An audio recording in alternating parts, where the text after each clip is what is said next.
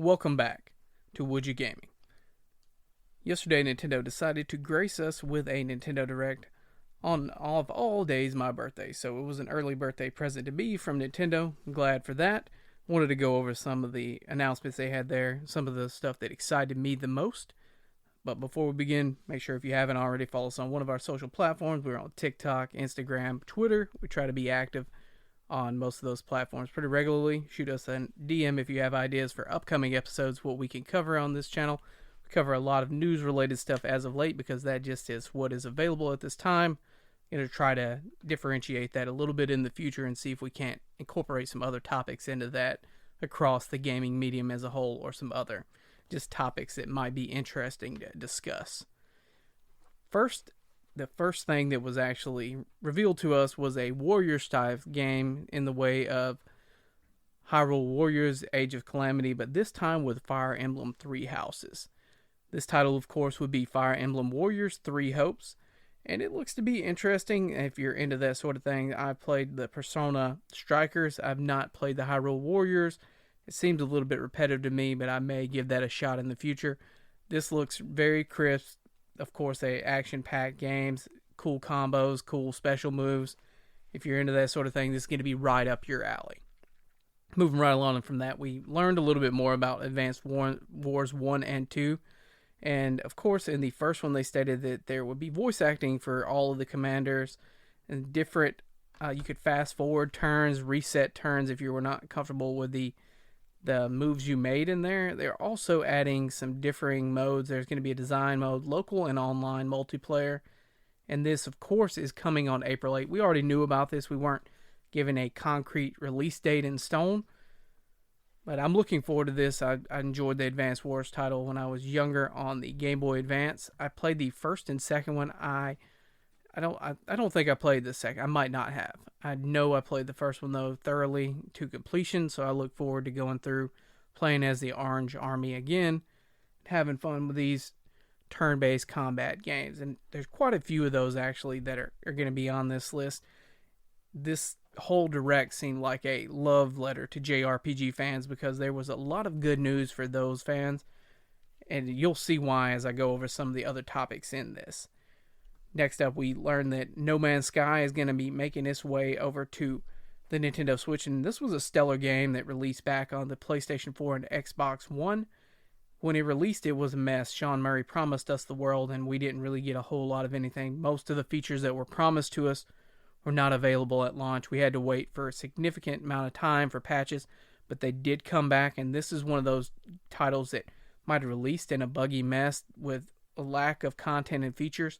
But when they came back through, it was well worth the price of admission. I paid $60 prior to launch, and I had to wait a couple times. It was pushed back, I believe, twice before launch.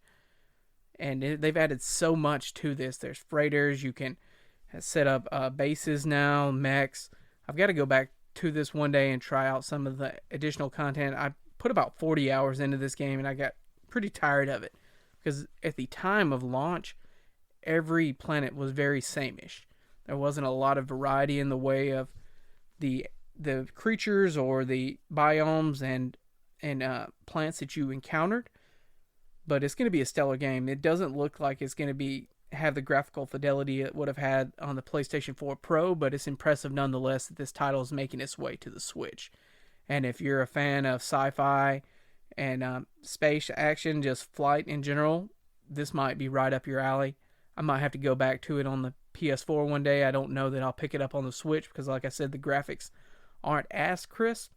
But nonetheless, it is a fun title. I had fun with the time I spent with it and plan to one day go back and try to play it. And, of course, it's going to have the multiplayer aspects that were originally not there. It's supposed to have the multiplayer aspects that were not available on launch to the PS4 and the Xbox One. Those, of course, were promised, like I said, by Sean Murray long before the launch. He said, yeah, you can play with people, you can do this, you can do that. And a lot of that, like I said, it just was not there, but it is there now. If you've not picked this up, you could probably get it on sale on PlayStation 4 or the Xbox One. I need to get a physical copy of this for my collection. Hopefully I can find one cheap enough. I know it went back up after all those patches because, like I said, they spent a whole year and a half, 2 years patching this game until it was the pinnacle of what it could be, of what this experience could be at the time. And so I'm not mad that they did that. I think it's a good game overall. And I have to wonder, maybe will they add some Star Fox assets in this? Can we get some Star Fox ships? It'd be also cool if we could get some Metroid. If maybe we got the ship from Metroid in there, Samus's ship. Just some ideas of to differentiate it enough from the competition, the other consoles, and incentivize people who might have purchased this before to purchase it again on the Nintendo Switch. I know that might be a point for me. That might encourage me to go out and purchase it again for $60. If you added Samus's ship in there as like additional content, and I could fly around one of the R-Wings, yeah, I would probably pick it up. Next up is one that I missed out on the GameCube games, and it looks like a stellar title. The original looks so action-packed and fun. It was made by a WayForward, I believe. Could be incorrect there on the developer of the original titles. Of course, I am talking about the next entry in the Mario Strikers series, Mario Strikers Battle League. There will be up to 8 players who can play on a single console, or there will be an online club mode where you can create your own club, or you could join your friend's club and you guys work toward the championship or whatever it might be. I'm not that familiar with soccer, not a huge soccer fan, but this title just looks like a lot of fun. The cinematic trailers they showed there showed a lot of cool things. There's a Hyper Strikes, which can be charged, and if you manage to hit the goal with that shot, then you end up scoring 2 shots there, scoring 2 goals there, which that is interesting to me, and I'll probably pick this up. I like the Mario sports titles as a whole. I picked up golf, didn't play a whole lot of that. Picked up tennis, didn't play a whole lot of that, but I think this may be the change in that, because this looks like it's a lot of fun. It looks like you play with multiple people, and it's just action packed. It looks like it'll be a good time for maybe you and your kids, you and your family members. You guys all want to sit down and play something. It's not too serious that the casual gamer might be able to use and be able to play. This might very well be the title that you're looking for. Of course, that's coming out in June, on June 10th, and I'm going to, like I said, I'll probably pick this up. Just, if nothing else, my daughter and I will play this. I'll try to rope my wife into it. And it just looks like a fun time overall. Having missed the original Strikers, I'm not going to miss this one. Next up, one that's not necessarily for me, but I know there is a cult following for these games, and I might have to try them out one of these days. And that's going to be Splatoon 3. They showed off the multiplayer aspect of this, the co-op, the Salmon Run. It was the Salmon, what was it? The Salmon Run Next Wave. They showed this off. It looked action-packed. More Splatoon. If you're a fan of that, you know you're going to pick this up. There are people out there already haven't even seen the trailer, and they're like, well, I'm going to pick up the next Splatoon when it comes out. Has that just cult following like so many games do, and it looks like it'll be a lot of fun. Not that into it myself, but I may pick this up. Next up, Front Mission First Remake, a mech turn-based strategy game that comes this summer. I never played these titles originally, so I will be picking this up without a doubt. And I know that they stated that the second one will eventually come as well. I'm hoping that maybe we get some type of a physical release for this, where they will be both on a single cart, because they don't look like they will be too large in size. They look good enough, but they're strategy turn-based RPG games, or strategy turn-based games as a whole. And those don't look like they would take up a large file size, plus with the way they've learned to compress the files on the Nintendo Switch, you have to imagine that it'll be comparable to that, be able to fit on a single cart. And if they do release a single cart for both those, I'll have to pick that up. Disney and Pixar Racing, Disney Speedstorm, is a free-to-play title that comes this summer. And I have to wonder how it's going to shape up with microtransactions and everything. Of course, they have Mickey. They showed Sully. I don't remember exactly who else they showed. Mulan, I believe, was on there as well. And I know that it's another kart-based racer, and they're probably doing this because of the success of kart-based racers like Mario Kart. Because Mario Kart has sold like gangbusters, if you're unfamiliar. Mario Kart 8 Deluxe wasn't even a Switch title to begin with. It came from the Wii U. And its lifetime sales are likely to be one of the highest selling games of all time, because every time there's a sales chart presented on Spawnwave, I noticed that Mario Kart 8 Deluxe is in the top 10 easy. And that makes no sense to me because that game has been around for 5-6 years at this point. And that's just on existing hardware. That's not counting the Wii U. Star Wars The Force Unleashed, the games that released on the PS3, the Wii, and the Xbox 360. They didn't say anything about the second one unless I missed that, but that is coming to the Nintendo Switch as well. Those were good titles, good Star Wars titles, in the same vein as Fallen Order, though less involved, more action packed, and much more quick combat. It was a lot of fun. I played these back in the day. Don't necessarily know that I'm going to pick these up again. The graphical fidelity wasn't the greatest, but again, we're talking about a Wii game that they brought forward to the Nintendo Switch. We're talking 2 console life cycles back on Nintendo's hardware that wasn't known for graphical fidelity at all. For goodness sake, there wasn't even an HDMI port on that thing. You had to use the coax cables. So that is what it is. There's, of course, going to be motion controls of that, if you're going to pick that up. Assassin's Creed, the Ezio Collection, drops on February 17th. I was a big fan of Assassin's Creed during this time frame. 1 and 2 were where it peaked for me. Black Flag was good as well, but beyond that, it's fallen off, if you ask me. Not been back to the series as a whole, and I liked Ezio's story. I own this on the PlayStation 3. I need to get my PlayStation 3 back out and running and try to run through those on that because I don't really want to buy these again just to be able to play them on current gen hardware. But if you're an Assassin's Creed fan, right up your alley, and these are some of the better Assassin's Creeds. SD Gundam Battle Alliance comes this year. It's a Gundam game. Looks like there's going to be co-op in this as well. If this is for you.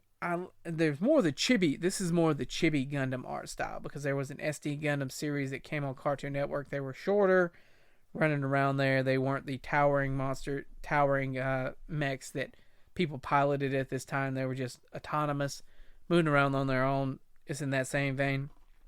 Next up is a big one for RPG fans because this has been stuck on the PlayStation 1 for the longest time. Chrono Cross Remastered, including Radical Dreamers. The Radical Dreamers. That's the Radical Dreamers Edition is what they called it.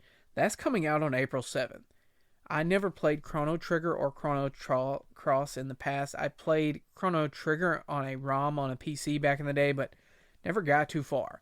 I'm hoping this means that we get that SNES title dropped onto the NSO service because I would definitely go back through and play that. I've never played it when I was a kid, missed out on it. I got an SNES late in the console life cycle, and many of the games just weren't available. You would catch games on sale in the bargain bins, but you weren't necessarily seeing those Earthbounds or anything like that out there. And I remember that from my youth when I would go to the store to look for games. They'd have PlayStation 1 games and N64 games up there, and I'd be looking through the bargain bin for SNES titles to see what I could get, and there were slim pickings there. So I missed out on that. I will probably pick this up, hopefully be able to play through Chrono Trigger first, but either way, I'll probably pick this up. I'm a big JRPG fan. Next, we learned more about Kirby, the Forgotten Land. Learned about the full mouth mode is what they called it. So you could inhale objects such as a car, a vending machine, a glider, and of course they had real world implications. If you inhaled the car, you became like a hat on the car. You can zoom around as that, get to areas that might be unreachable prior. As a glider, same thing, glide through specific checkpoints. They showed that. There was one that was like a ring, and you use that as to propel you through the water. This game looks cooler the more I look at it. There's also a town similar. It kind of reminds me of Ni no Kuni 2 in the Higgledies in the kingdom you had to build. This is the Waddle Dee kingdom, and they state as you upgrade that town, you will be able to evolve your copy abilities further. Of course, this is coming on March 25th. Don't necessarily know that I'm going to be picking this up. Not the biggest Kirby fan, but we'll see how the reviews shake up, see if it piques my interest and actually compels me to go out and pick this up or not. MLB The Show, as we know, is going to make his debut on the Nintendo Switch, a Sony-published title on a Nintendo Switch. Similar to how Microsoft has brought Ori and the Will of the Wisp and Cuphead over, it looks like Sony's taking a stab at the Switch as well because there are so many consoles out there. It's just easy money at this point. There's going to be cross-play and cross-progression with other consoles. I'm assuming that's going to be with the PC and the PlayStation line of consoles. And that is, I don't think we saw a date on this. If it did, I didn't take it down. Next up was Kingdom Hearts Integrum Collection, the cloud version. And that's coming out tomorrow, or today now actually. And they have it discounted down to like 60 or 70 bucks at this time. It's 20% off if you're into that. With the Nintendo Switch's online infrastructure and cloud technology as a whole, I'm not that confident in how it's going to run. I'll have to watch some reviews and see how that is. I am not picking this up though.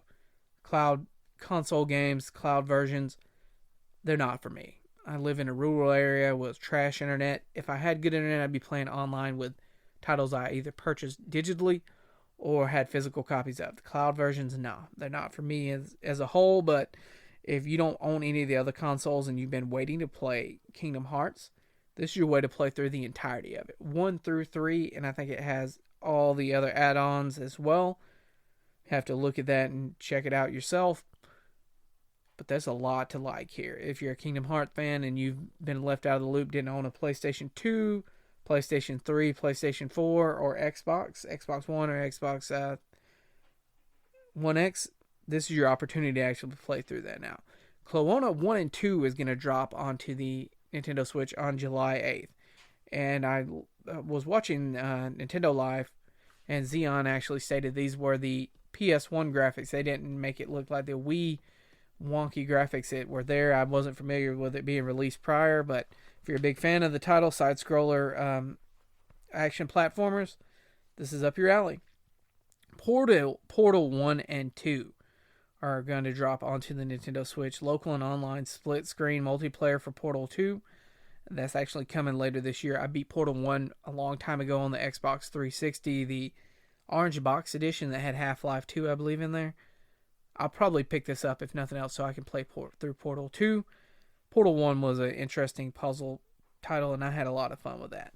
Live a Live makes a stateside debut July 22nd, and this looks very much like Octopath Traveler. There are 8 different times that you can play across, from prehistoric, western, modern times, distant future, and far distant future.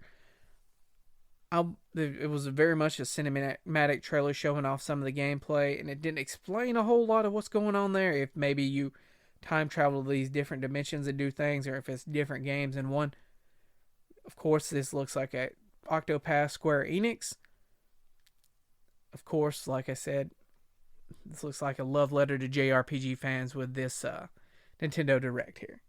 Wii Sports, relabeled as Nintendo Switch Sports with some additional sports in there, is actually coming to the Nintendo Switch. They're going to add in soccer and badminton, volleyball, and golf to this. On launch, they were stating that there will be some ability or some features that are not available, so there's going to be a future patch that allows you to put the strap that comes with a physical edition on your leg and kick in the soccer game. But at launch, you can do some other features there. They stated that it's going to launch on April the 29th. Update in summer will allow using that leg strap, like I stated, to play soccer, and an update in fall will add the golf sport. But on launch, there is going to be tennis, bowling, chambara, soccer, badminton, and volleyball. And I'm going to probably pick this up and play volleyball with my kids, see if I can't smoke her at that. There will be a network test for existing Nintendo Switch Online subscribers, and that will be February 18th through the 20th. Of course, they're going to test the network capabilities, ensure it's up to snuff for online play. It's fairly common with other online titles. They want to make sure that when they roll it out, there's not a whole lot of bugs or issues that hamper the gameplay and just make it an overall unenjoyable experience. I never was big into Wii Sports, but I played my fair share of bowling on there. I'll probably pick it up for that.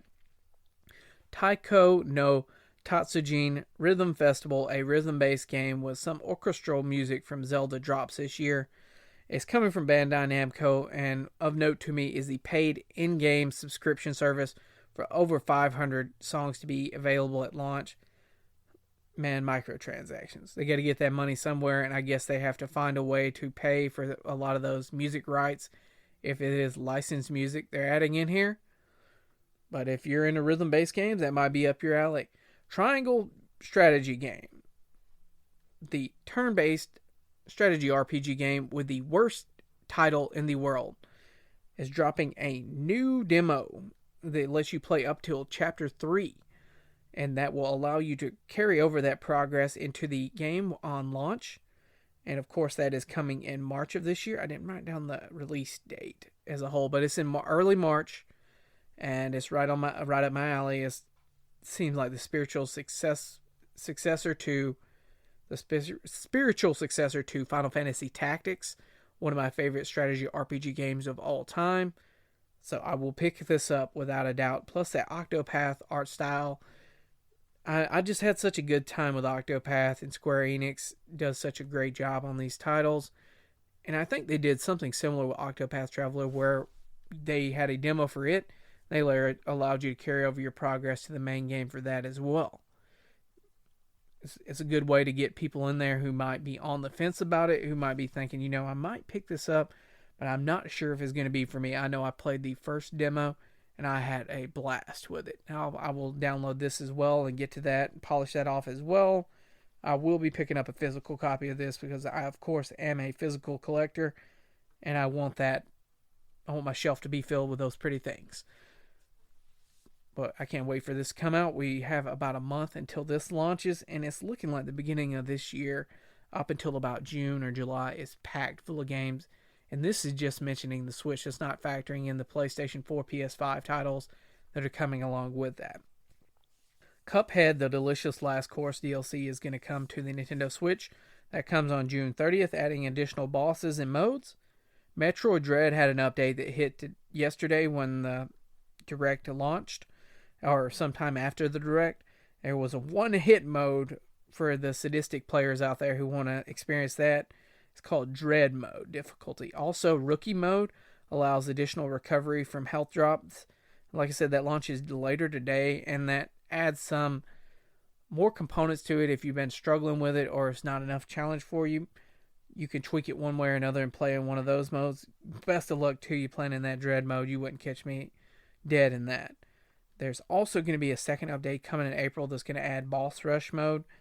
So it's good to see that they're adding some longevity to this game and they're keeping it fresh, pumping out those sales so we can get RGT85 to play this Balan Wonderworld. We want to see that review from him. And just let us know how it is, RGT. We're waiting for you, buddy. Nintendo Switch Online base subscribers got something finally. Earthbound and Earthbound Beginnings dropped later yesterday after the Nintendo Switch Direct. There was, of course, an update to that. That's all you had to do to play these titles. I've played most of the original Earthbound from the SNES on my 3DS, new 3DS XL, because, of course, Nintendo gated the SNES titles behind that when they revised the hardware there. You couldn't play those SNES titles unless you purchased that new one, so I played most of it there. I've got to go back and finish it eventually, but I need to play Earthbound Beginnings. This, of course, was an NES title that was previously unreleased in the West. And next up, we had a sizzle reel showing Zombie Army 4 Dread War. That drops April 26th. Getsu Fumaden Undying Moon. That was a shadow drop later yesterday. Demon Slayer comes June the 10th to the Nintendo Switch. And I'd seen this on Target's site a day or two prior when they were listing their sales and everything. And they listed this on there, so it wasn't a surprise to me. Lego Brawls comes June 2022. 2 Point Campus comes May 17th, another one that I saw on Target's website. Mario Kart is actually getting some DLC, paid DLC, with some remastered select courses from previous Mario Kart games. The Booster Course Pass, as it's called, will feature 48 courses. Those will launch by the end of 2023 in waves. There are 6 waves total, and it's priced at $24.99. The interesting thing about this, of course, is that they have included this in their Nintendo Switch Online Plus expansion pack. Nintendo Switch Online Plus expansion pack, further adding value to it, and I hope they continue to do this, because if you continue to do this and eventually all first-party DLC is included as a part of this, at that point you're going to incentivize people to sign up for this and it becomes more value because with the, like I said in previous podcast, those existing titles on there, N64 and the Sega Genesis, that just doesn't cut it for me. Just the titles alone and the performance, granted they're updating that as they go, fixing some of the bugs, it just doesn't warrant the price difference, the vast gap in that. Finally, we were shown the cinematic and some of the gameplay trailer for Xenoblade Chronicles 3. It looks like a fantastic title. I've yet to play either of the first two. I own both of them. They're just sitting on my shelf as ornaments at this time. I need to get back to those and try to polish those off before we get to September when this is going to release. Those games are very long, though. I've heard that you can easily sink 80 hours into those games and not complete everything. But it looks like a fun title, and I'm going to have to pick it up as well, if nothing else, to add to the collection to play when I retire. Because it doesn't seem like there are enough hours in the day as it goes. Was there anything that you saw in particular that excited you in this Nintendo Direct? Did I miss something? I don't think I did, because I was sitting there at work trying to jot this down as I kind of watched it as I went. I tried to hit the highlights from everything and note all of the positives of this. And there just is overall a lot to be happy about with this, and a lot coming to the Nintendo Switch in this coming year that is definitely going to keep you excited, especially if you're a JRPG fan or a turn-based strategy game fan. I think there's a lot for everybody here. Let me know what your thoughts are. Shoot us a message if you have any ideas of how we might improve or any additional topics we might cover in the coming podcast episodes. Want to keep this going as long as we can. Like to cover a lot more than just news, but as at this time, we're just covering game releases as we play them, and those directs and PlayStation announcements. I know there was a PlayStation announcement we didn't cover back, but there wasn't a whole lot there. I think it was just on Horizon Zero Dawn, and they've covered that to death, if you ask me. That comes in about 2 weeks from today, 2 weeks and a day from today. I'll definitely be picking that up. But thank you guys all for tuning in. I know your time is valuable. You don't have enough time to consume everything. Again, thank you all for tuning in. Greatly appreciate it, and enjoy.